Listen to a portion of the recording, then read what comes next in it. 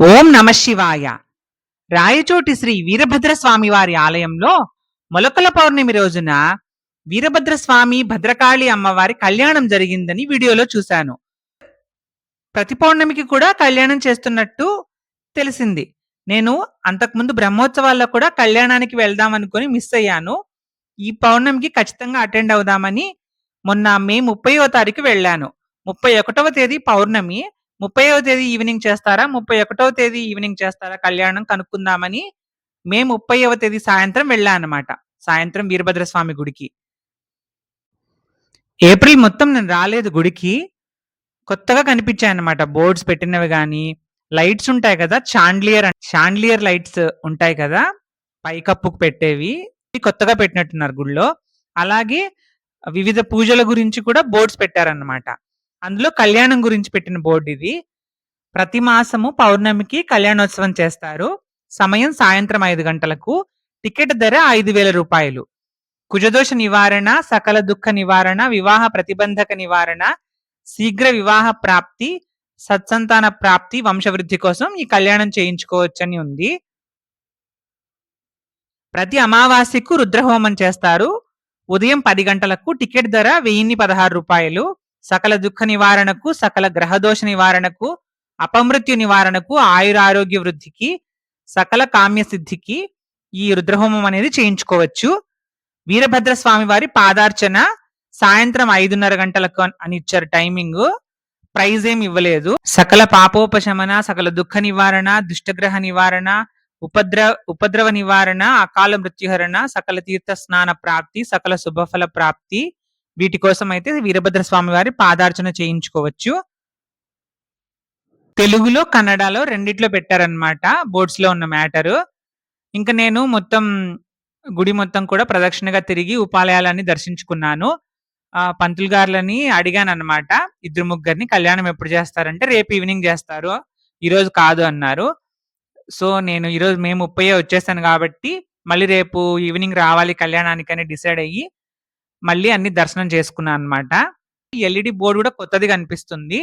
ఓం నమో వీరభద్రాయ నమః, ఓం శ్రీమాత్రే నమః, రాయచోటి వీరభద్ర స్వామి వారి దేవస్థానం అని కూడా ఎల్ఈడి మీద కంటిన్యూస్ గా వస్తుందన్నమాట. వినాయకుడి దగ్గరేమో బోర్డు సంకష్టహర చతుర్థిది ఉందన్నమాట. సంకటహర చతుర్థి రోజున స్వామివారికి విశేష పూజ జరుగును. సమయం సాయంత్రం 6 గంటలకు. టికెట్ ప్రైజ్ వచ్చి 516 రూపాయలు. సకల కష్ట నివారణ, విఘ్న నివారణ, కార్యసిద్ధి, సద్బుద్ధి సంప్రాప్తి కోసం ఈ పూజ అయితే మనం చేయించుకోవచ్చు. అలానే మంత్లీ సంకష్టహర చతుర్థి ఎప్పుడు సెలబ్రేట్ చేస్తారో కూడా డేట్స్ అయితే ఉన్నాయి. ఇది పాత క్యాలెండరే అనుకుంటాను, కొత్తగా పెట్టినది కాదు. బోర్డ్స్ అయితే కొత్తగా పెట్టారనమాట. కుమారస్వామి అభిషేకము ప్రతి మంగళవారము స్వామివారికి ఉదయం 5:30 గంటలకి అభిషేకం జరుగుతుంది. టికెట్ ప్రైజ్ వచ్చి 516 రూపాయలు. కుజగ్రహ దోష నివారణ, సర్పదోష నివారణ, కార్యజయము, వివాహ ప్రాప్తి, సంతాన ప్రాప్తి, జ్ఞానసిద్ధి కోసం అయితే ఈ అభిషేకాన్ని చేయించుకోవచ్చు. ప్రతి మంగళవారం జరుగుతుంది. మాస శివరాత్రికి అఘోరలింగేశ్వరునికి విశేష రుద్రాభిషేకం చేయించుకోవచ్చు. మాస శివరాత్రి రోజు సాయంత్రం 6 గంటలకి. టికెట్ ప్రైజ్ వచ్చి 516 రూపాయలు. దుఃఖ నివారణ, సకల గ్రహదోష నివారణ, కామ్య సిద్ధి, అపమృత్యు నివారణ, ఆయుర్వృద్ధి, ఐశ్వర్య ప్రాప్తి, శివలోక ప్రాప్తి కోసం అయితే అఘోరలింగేశ్వరునికి మాస శివరాత్రి రోజున విశేష రుద్రాభిషేకం అయితే నిర్వహించవచ్చు. టికెట్ ప్రైజ్ వచ్చి 516 రూపాయలు. ఇలా అన్ని చెక్ చేసుకుంటూ ముందరికైతే వచ్చేసాను. అప్పుడే అర్చకులు అయితే నివేదన చేస్తున్నారనమాట.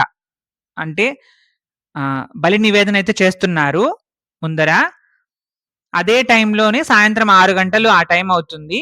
అప్పుడు మనకి రావి చెట్టు ఉంటది కదా, అక్కడ గంట అయితే కొడుతున్నారు. ఇది నేను లాస్ట్ టైం కూడా గమనించాను, అప్పుడు కూడా నేను వీడియో చేశాను. ప్రతిరోజు సాయంత్రం ప్రదోషం టైంలో ఈ విధంగా గంటను కొడతారు. ఆ తర్వాత దీపాలు వెలిగించి, పెద్ద వత్తి ఉన్న దీపాలు అవి వెలిగించి లోపల ఫస్ట్ వీరభద్ర స్వామికి హారతిస్తారనమాట.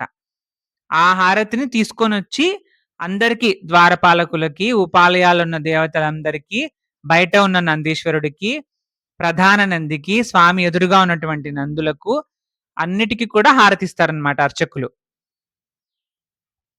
నేను ఓన్లీ మండే చేస్తారేమో అనుకున్నాను. లేదు ప్రతిరోజు సాయంత్రం అంటే నేను వెళ్ళింది సాటర్‌డే గదా! సాటర్‌డే ఈవినింగ్ గూడా చేస్తున్నారనమాట ఇలాగా.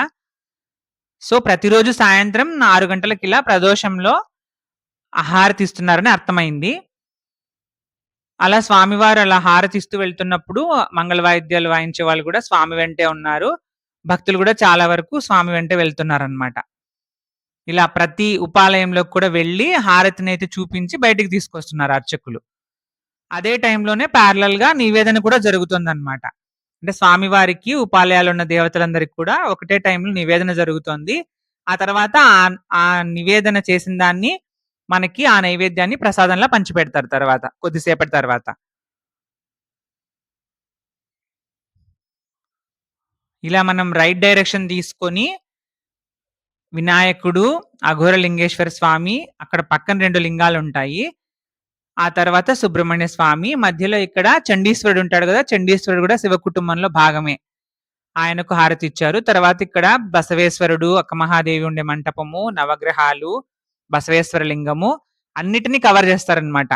అంటే ఒక రౌండ్ మొత్తం గుడిలో ఉన్నటువంటి అన్ని విగ్రహాలు, అన్ని ఉపాలయాలు కూడా టచ్ చేసినట్టు ఈ హారతి టైంలో.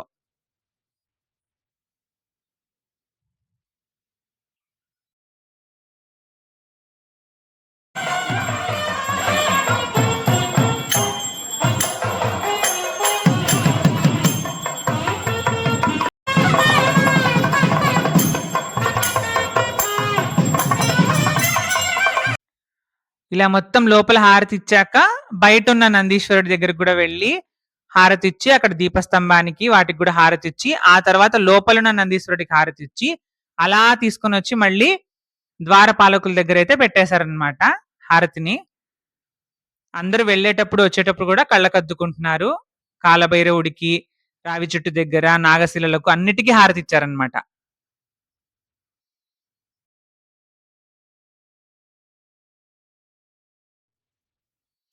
ఇక నాకు కావాల్సిన ఇన్ఫర్మేషన్ ఆల్రెడీ వచ్చింది గాబట్టి, రేపు ఈవినింగ్ అనేసి కళ్యాణము.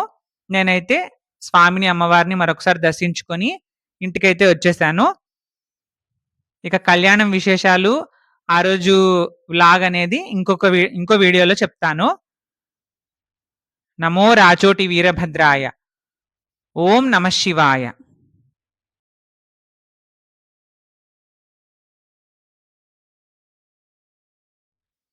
ఈ వీడియో మీకు నచ్చితే లైక్ చేసి, షేర్ చేయండి, హైప్ చేయండి. ఇలాంటి మరిన్ని వీడియోల కోసం ఈ ఛానెల్‌ని సబ్స్క్రైబ్ చేయండి.